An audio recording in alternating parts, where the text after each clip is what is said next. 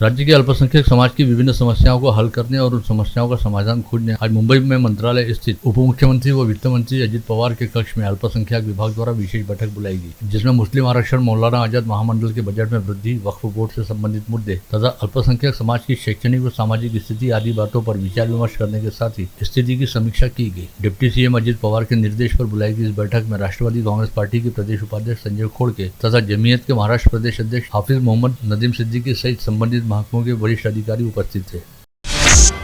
राज्यसभा सांसद अनिल मुंडे ने महिला आरक्षण विधेयक के लिए प्रधानमंत्री नरेंद्र मोदी का अभिनंदन करते हुए आभार माना और आज सुबह इस बारे में अपना वक्तव्य जारी करते हुए कहा कि नारी शक्ति वंदन अधिनियम लोकसभा में पारित हो गया। इसके साथ ही मोदी जी ने वह कर दिखाया जो कांग्रेस अपने बरसों के राजकाज में नहीं कर सकी। सत्ता रहने के बावजूद कांग्रेस ने कभी भी महिलाओं को अवसर नहीं दिया। वहीं अब यह विधेयक पारित होने से देश की संसद व विधानसभाओं में महिलाओं के लिए 33% स्थान आरक्षित होगा। अमरावती सहित राज्य में नए सिरे से स्थापित होने जा रहे 9 सरकारी मेडिकल कॉलेजों की पद भर्ती हेतु विशेषज्ञ समिति का गठन किया गया है, जिसमें वैद्यकीय शिक्षा व संशोधन विभाग के आयुक्त राजीव निवतकर अध्यक्ष के तौर पर नियुक्त किए गए हैं। इसके साथ ही समिति में संचालक के तौर पर समूचे राज्य के अलग अलग स्थानों से वैद्यकीय शिक्षा विशेषज्ञों का चयन किया गया है। जिले में राजनीतिक व सामाजिक दृष्टि से बेहद महत्वपूर्ण जिला मध्यवर्ती सहकारी बैंक की आगामी 30 सितंबर को होने वाली आम सभा से पहले राजनीति सहकार क्षेत्र में हलचल मचा दी है। 13 संचालकों ने पिछली सभा के प्रोसीडिंग को लेकर सह निबंधक के पास शिकायत दी है, जिसके बारे में बैंक के संचालक आनंद काले ने मंडल न्यूज से बातचीत की और स्पष्ट तौर पर कहा कि पिछली सभा की प्रोसीडिंग अगली सभा में समय पर देने का ही संस्था के बायलॉज में नियम है, इसलिए वह समय पर उपलब्ध करा दी जाएगी। करीब 1 महीने के विश्राम पश्चात विगत 2-3 दिनों से बारिश रुक रुक कर सक्रिय हो रही थी। आज दोपहर अचानक ही धुआंधार व मूसलाधार बारिश होनी शुरू हुई, जिसके चलते शहर से जिले में आम जनजीवन काफी हद तक प्रभावित हुआ। वहीं आसमान से जोरदार पानी बरसने की वजह से पुराना कॉटन मार्केट, मालवीय चौक, वसंत चौक सहित कई निचले इलाकों में अच्छा खासा पानी भर गया, जिससे आवाजाही बुरी तरह प्रभावित हुई।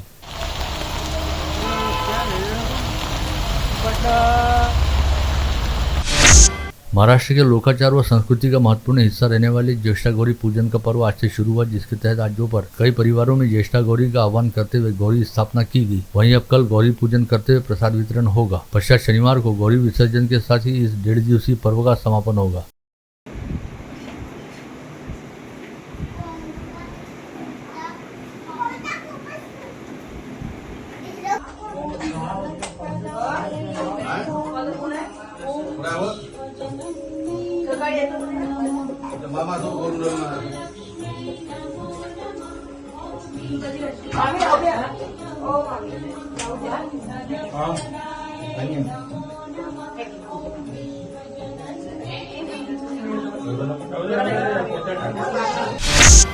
इस समय ज्येष्ठा गौरी के नैवेद्य हेतु लगने वाले केले के पत्तों, विविध फूलों के हार, आभूषण, वस्त्र, फराल साहित्य व वाण सहित 16 प्रकार की सब्जियों को खरीदने हेतु बाजार में अच्छी खासी भीड़भाड़ दिखाई दे रही है, जिसके चलते सब्जी बाजार सहित विभिन्न बाजार पेठों में इस समय काफी चहल पहल वाली स्थिति है।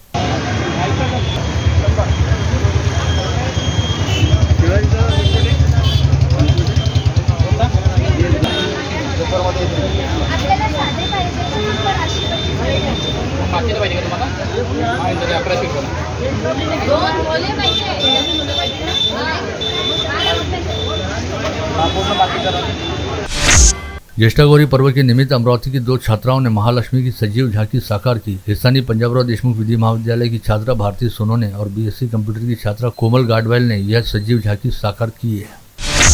अमरावती के छठी तालाब और प्रथमेश तालाब में गणेश विसर्जन की व्यवस्था महानगर पालिका की ओर से की जाती है, लेकिन इस वर्ष प्रथमेश तालाब मानसून में भी नहीं भरने से गणेश विसर्जन के लिए तालाब में पानी ही उपलब्ध नहीं है। इस तालाब को भरने के लिए करीब 30 टैंकर पानी लगने वाला है, जिसके लिए मनपा द्वारा आवश्यक नियोजन किया जा रहा है।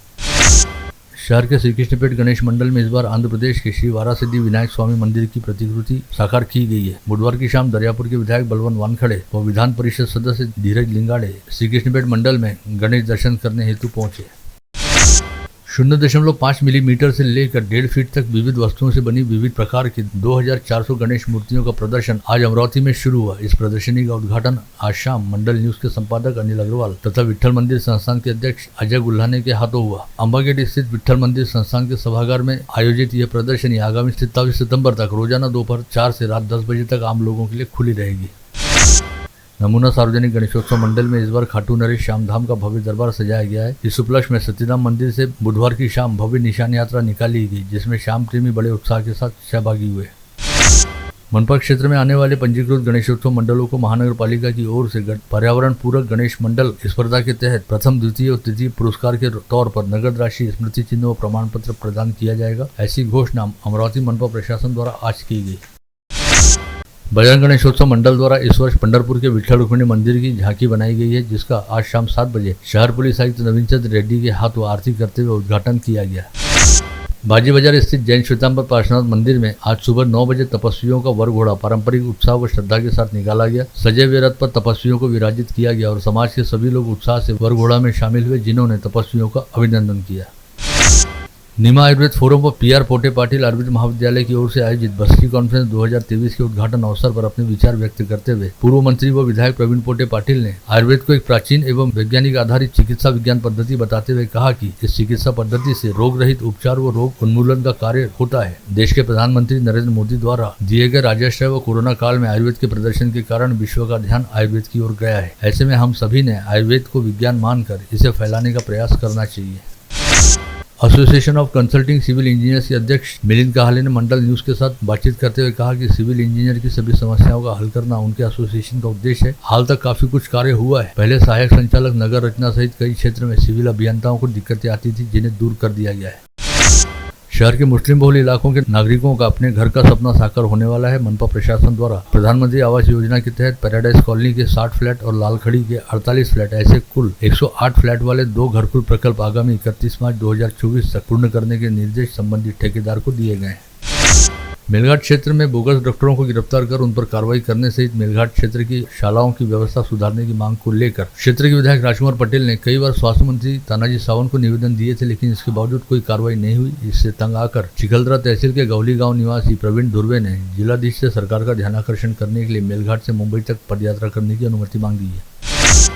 डॉक्टर बाबा साहब आम्बेडकर स्मारक भू संपादन जन आंदोलन समिति द्वारा जिलाधीश को सौंपे गए ज्ञापन में कहा गया कि विगत लंबे समय से इरविन चौराहे पर स्थित डॉक्टर बाबा साहब आम्बेडकर पुतला व स्मारक परिसर के विकास और सौंदर्यीकरण हेतु भू संपादन का मामला विचाराधीन है और अधर में लटका हुआ है। ऐसे में यदि जल्द से जल्द इस मुद्दे को हल नहीं किया जाता तो अम्बेडकरी समाज द्वारा एक बार फिर तीव्र आंदोलन शुरू किया जाएगा। उर्दू टीचर एसोसिएशन द्वारा महाराष्ट्र सरकार के नाम भेजे गए ज्ञापन में कहा गया कि सरकारी व अर्ध सरकारी कार्यालयों में नौकर भर्ती ठेका पद्धति से करने का महाराष्ट्र सरकार द्वारा लिया गया निर्णय अन्यायकारक है, जिसे तुरंत वापस लिया जाना चाहिए। सालोरा खुर्द गांव के संत ज्ञानेश्वर पुरुष बचत गुट के सदस्यों ने जिलाधीश को ज्ञापन सौंपते बताया कि उन्हें जिला वार्षिक योजना अंतर्गत मोबाइल संतरा जूस यूनिट प्रदान किया गया था, जो पहले से किसी हादसे का शिकार था और यह संतरा यूनिट किसी काम का नहीं था। अतः इसे जिला प्रशासन द्वारा तुरंत वापस लेकर बचत गुट को नया संतरा जूस यूनिट प्रदान किया जाए।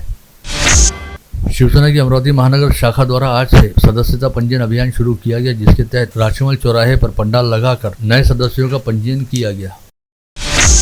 शहर के ख्यातनाम चिकित्सक तथा विविध सामाजिक, शैक्षणिक व धार्मिक संस्थाओं से बेहद निकट संबंध रखने वाले डॉक्टर अतुल आलसी का आज सुबह 58 वर्ष की आयु में निधन हो गया। डॉक्टर आलसी के निधन के समाचार मिलते ही शहर के धार्मिक व सामाजिक क्षेत्र में शोक की लहर व्याप्त हो गई। डॉक्टर आलसी के पार्थिव शरीर पर आज शाम मोक्षधाम में अंतिम संस्कार किया गया। उनकी अंतिम यात्रा कैंप रोड के मांगीलाल प्लॉट स्थित उनके निवास स्थान से निकाली गई, जिसमें बड़ी संख्या में शहर के गणमान्य एवं विविध संस्थाओं के पदाधिकारी शामिल हुए थे। दरियापुर के खटिकपुरा में रहने वाली दीप्ति कंटाले नामक महिला ने गत रोज दोपहर अपनी सास के साथ हुए पारिवारिक विवाद के चलते अपने ही घर में फांसी लगाकर आत्महत्या कर ली। दरियापुर पुलिस ने मृतका के पति अमोल कंटाले की मां के खिलाफ विविध धाराओं के तहत मामला दर्ज करते हुए अमोल कंटाले को गिरफ्तार किया। राज्य में हर तरफ गणेशोत्सव व महालक्ष्मी की धूम रहते प्रतिबंधित सुगंधित पान मसाला का साहित्य लेकर आने वाले 2 ट्रक चंद्रपुर बल्लारपुर मार्ग पर विसापुर टोल नाका के पास रोककर कब्जे में लिए गए। बल्लारपुर पुलिस की सहायता से नागपुर व अमरावती के FD विभाग के उड़न दस्ते ने मंगलवार की देर रात यह कार्रवाई की। इस मामले में 4 लोगों को गिरफ्तार करते हुए उनसे करीब 1 करोड़ 11 लाख रुपए का पान मसाला जब्त किया गया है। गत रोज डायल 112 पर कॉल मिलते ही बीट मार्शल प्रमोद सारे व सिपाही दीपक काले गोविंद नगर परिसर पहुंचे, जहां पर MSCB ऑफिस के सामने हाथ में पिस्तौल लेकर दहशत मचा रहे मुरली नानवानी को गिरफ्तार किया गया। इस आरोपी को अपने कब्जे में लेने के साथ ही उसके पास से देसी पिस्तौल जब्त की गई। अंजनगढ़ सुरजी तहसील के मुर्रादेवी गांव में पेड़ गिर जाने के चलते प्रशांत वाघ नामक 38 वर्षीय युवक की मौत हो गई। उक्त युवक 19 सितंबर की सुबह खेत में घुस आए बंदरों को भगाने के लिए पेड़ पर चढ़ा था और संतुलन बिगड़कर सीधा नीचे आ गिरा, जिससे उसकी मौत हो गई। कोतवाली थाना क्षेत्र में मोटरसाइकिल चोरी की घटना के मामले में पुलिस के दल ने 2 वाहन चोरों को गिरफ्तार कर उनके पास से चोरी के 5 दुपहिया वाहन जब्त किए। पकड़े गए आरोपियों के नाम अकबर नगर निवासी शेख अकील शेख हनीफ और गनौजा देवी निवासी सचिन नागदिवे हैं। धारनी शहर के चर्च रोड पर बुधवार की शाम 7 बजे एक खंभे में स्थित एरिया मीटर यानी डीपी में आग लग जाने के कारण पूरे शहर में करीब 4 घंटे से अधिक समय तक बिजली आपूर्ति ठप रही। परिसर में मौजूद लोगों की तत्परता से आग पर तुरंत काबू पाया गया, जिससे संभावित अनर्थ टल गया। हत्या का प्रयास मामले में पिता पुत्र को 5 वर्ष के सश्रम कारावास और 5-5 हजार रुपए की जुर्माना अदा करने की सजा स्थानीय जिला न्यायाधीश HL मनोहर की अदालत द्वारा सुनाई गई। सजा सुनाए गए आरोपियों के नाम प्रभाकर चौहान व संदीप चौहान बताए गए हैं। यह घटना चांदू रेलवे थाना क्षेत्र में आने वाले दिघी कुल्ले गाँव में 7 सितम्बर 2021 को घटित हुई थी।